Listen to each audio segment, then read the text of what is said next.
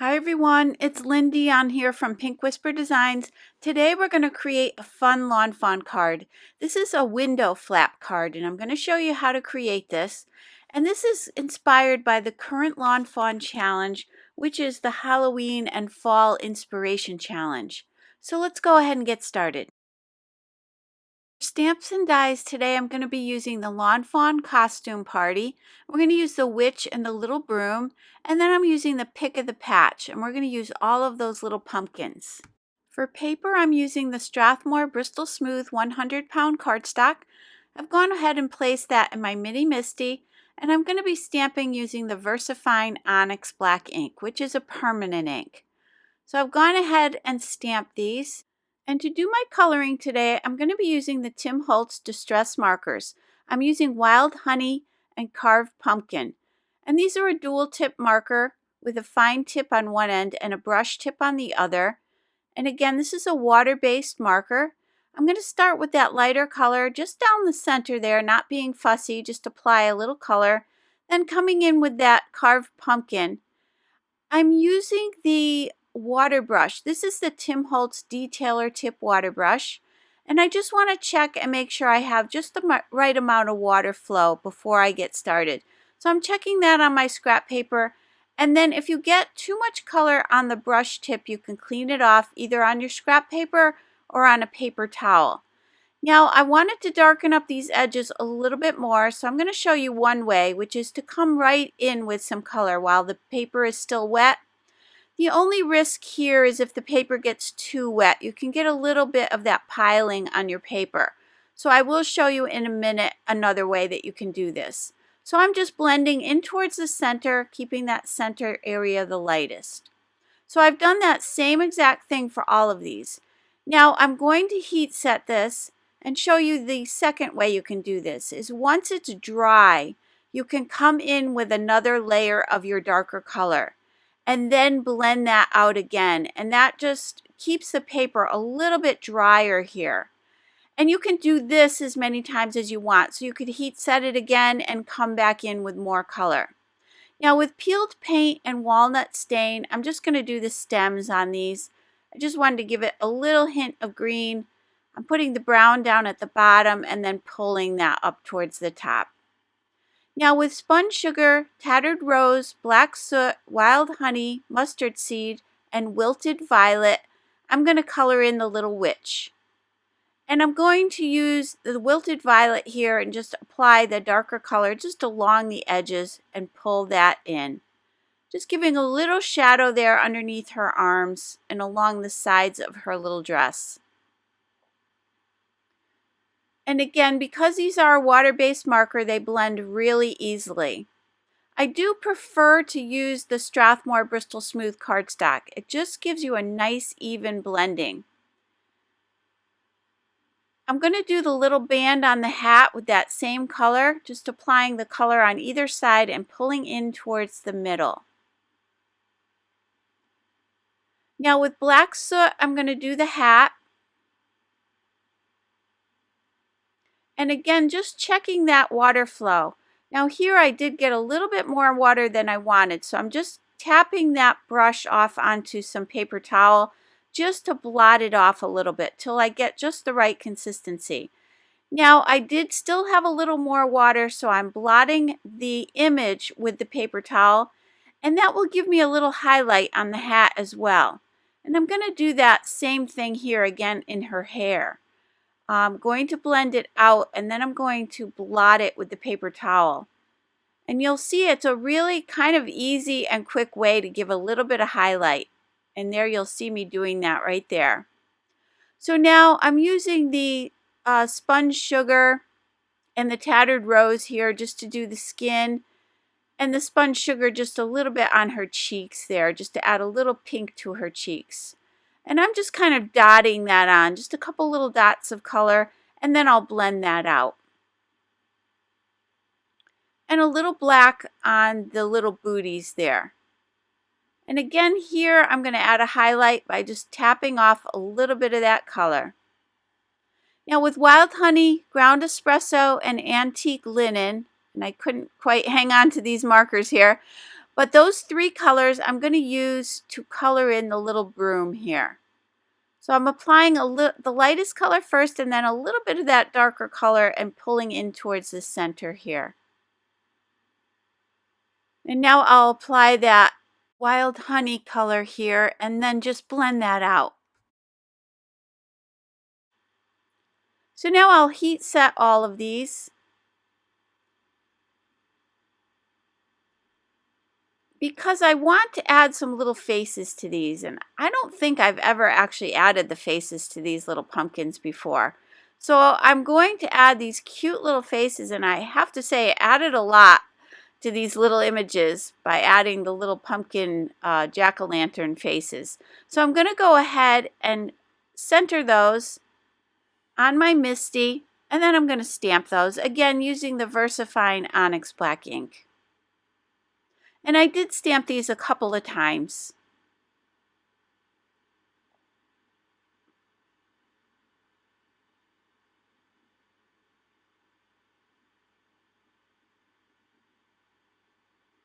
So now that we have that all set, we can go ahead and do our die cutting. So I'm attaching the coordinating dies with a little bit of purple tape, and then I'm going to run those through my Sizzix Sidekick machine. And I'm going to do that for all of these.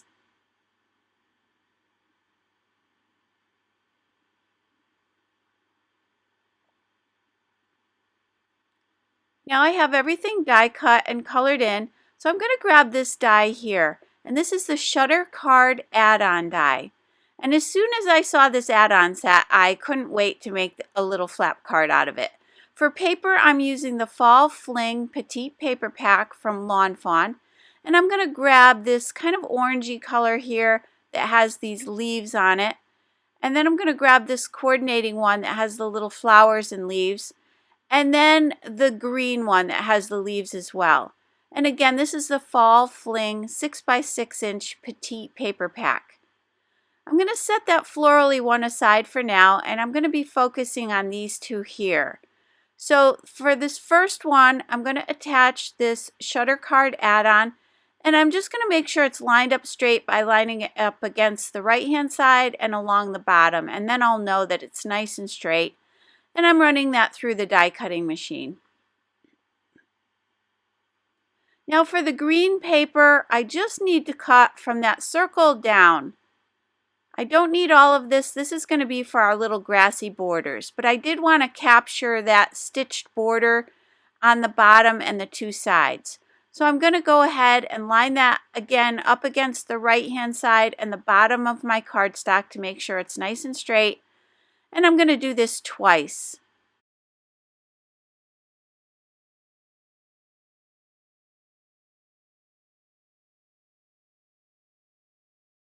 And I'm running that one through as well.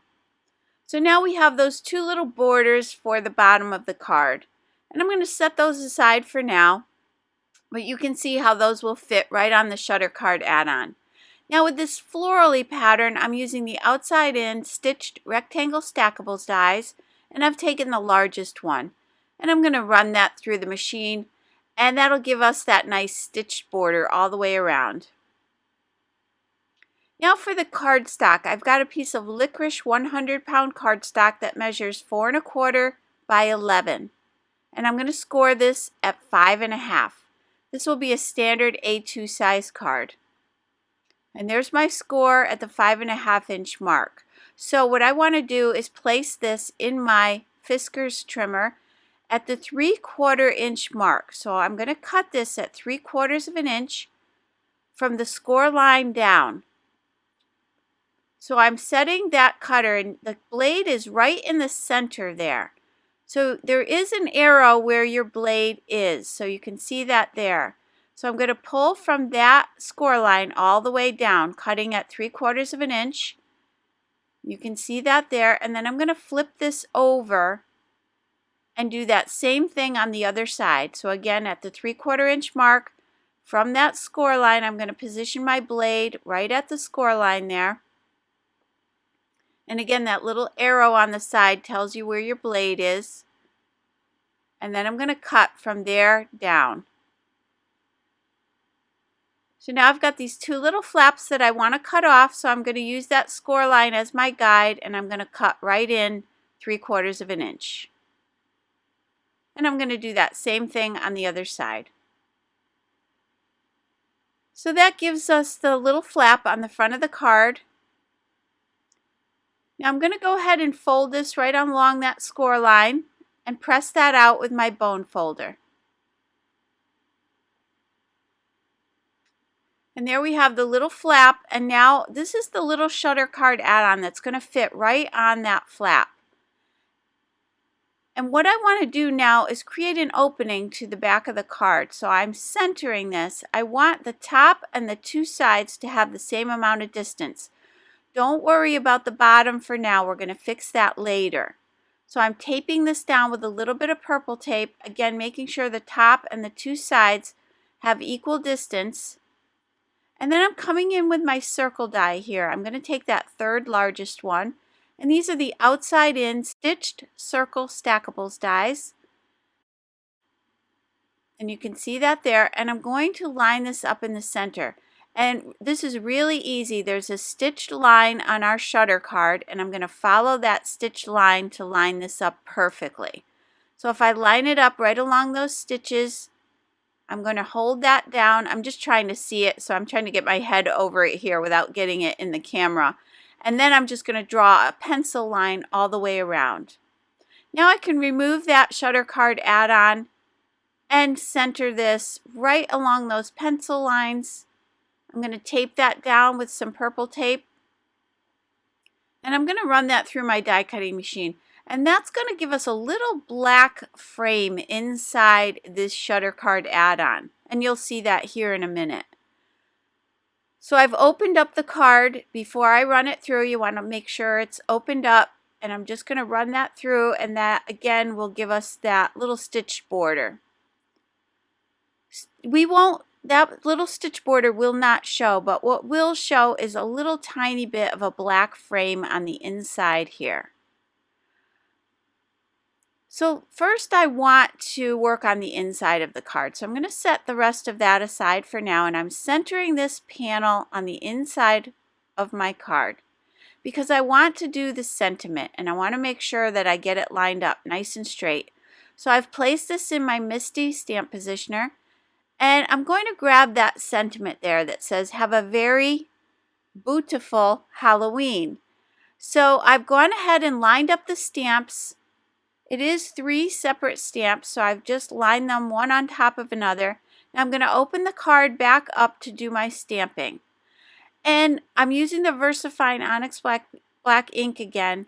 Now I could have attached this panel to my card and done the stamping, but just in case my stamping wasn't done well, I didn't want to have everything attached. So I was just being a little extra cautious here, but you certainly could attach this panel and do your stamping. So now I'm going to go ahead and attach that to my card. And I'm using my Lawn Fawn glue tube to put some glue on the back. That'll just give me a little time to move this around if I need to. So I'm going to center that here. And when I have these big panels like this, I like to grab my We Are Memory Keepers bone folder. This is a nice big bone folder to press that out nice and flat. So I'm going to tape this down just so that I can center this shutter card add-on on the front here. And again, we'll deal with that excess using our little grassy borders. So I want to apply glue to this, and I want, again, the equal distance on the top and the two sides, and that will perfectly center our frame there. And you can see that little black border around the inside of our frame now. And again, I'm going back to the bone folder here just to press that out nice and flat. So now we've got the 2 grassy borders, and they are going to slide down to make this a little shutter card add-on look a little bit longer. So first I want to cut some little borders on these 2 panels, and these are the stitched Hillside border dies. So I'm just going to determine about where I need that to be here, and then I'll tape that down with some purple tape. And I want this second one to be a little bit lower than the first one. I'm going to stack these one in front of the other. So I'm going to do the same here. I'm going to run these through my Sizzix Sidekick machine.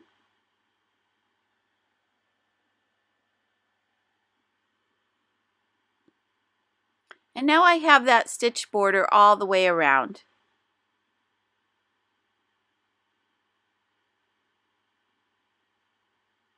And those will stack up one in front of the other. So again, I'm just going to tape my flap down here just so that I can line these up.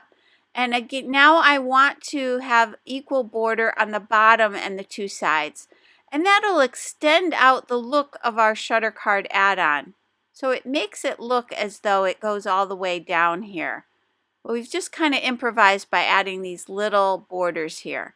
On this one, I want to add some foam mounting tape just to pop it up. I'm only going to add it around the sides and the bottom because I am going to be sliding a few little pumpkins in there a little bit later on.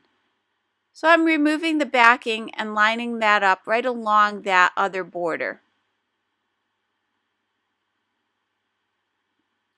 Now I've got my three little pumpkins here, so I'm going to go ahead and position those about where I want those to be.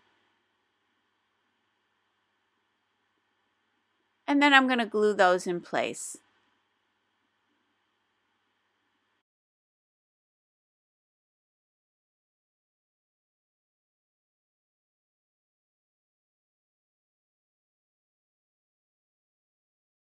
And for this one here, I'm adding a little foam mounting tape because that one's on that upper level of the grass, so I want it to lay nice and flat. So now I'm going to do the same thing here with the little witch, just putting a little glue at the bottom and a little foam mounting tape up at the top here.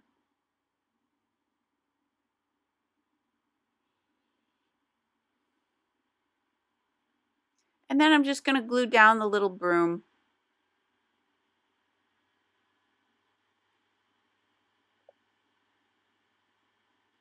So now that we have that all set, what I want to do is create a little spider web up at the top corner of my card. So I'm going to grab the spider web and that little spider that's hanging down, and this is the cute Cobweb die set. And I'm also going to be using the Lawn Fawn Sparkle cardstock in Autumn, and I'm using the black.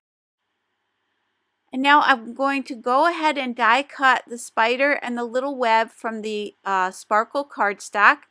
And then I'm going to cut a second set out of some black 100-pound cardstock. And I'm going to layer these two together just to give that spider web and spider a little bit of substance here, just to make sure that they're a little bit thicker. So I've gone ahead and applied that glue all over, and then I'm just going to line these up carefully and set that aside to dry. And I'm going to do the same thing here for the little spider.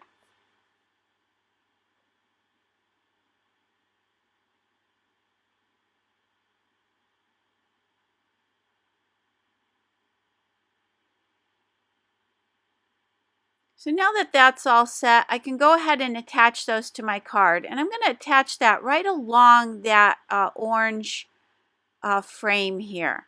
So again, I'm applying the glue, and I'm not applying glue where it goes over that opening there. So I'm just being careful not to put any glue right there.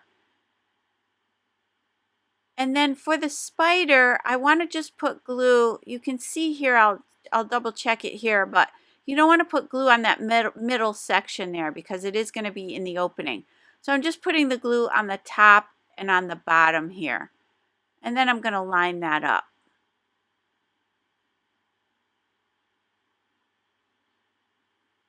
So now I can let that dry. And you know, I love these little wiggly eyes, so I had to put some on the little spider here. So I'm going to grab some little mini ones that I have in my stash, and I'm using my Marvy jewel picker to pick these up. And I'm just going to put two little dots of glue there and attach a couple of these little wiggly eyes. And these really make this little spider just so much more interesting. Just makes it fun. And also I want to add a little sparkle, so I'm using the Winter Wishes. These are the Buttons Galore and More Sparklets embellishments, and you get all kinds of little embellishments in these packs. And I know I've shown you these before. This set had a little bit of a purpley tint to it, but in the end, I didn't think it was purple enough for what I wanted. So I'm going to grab my alcohol ink marker. This is my Tri-Blend marker, and I'm just going to apply a little bit of that purple color. Because it's an alcohol marker, I can color this in and it will keep the color permanent. And this was the lavender blend that I used. And you just want to give that a little time to dry. Now with the Uniball Signo white gel pen, I'm just going to add some little highlights here and there.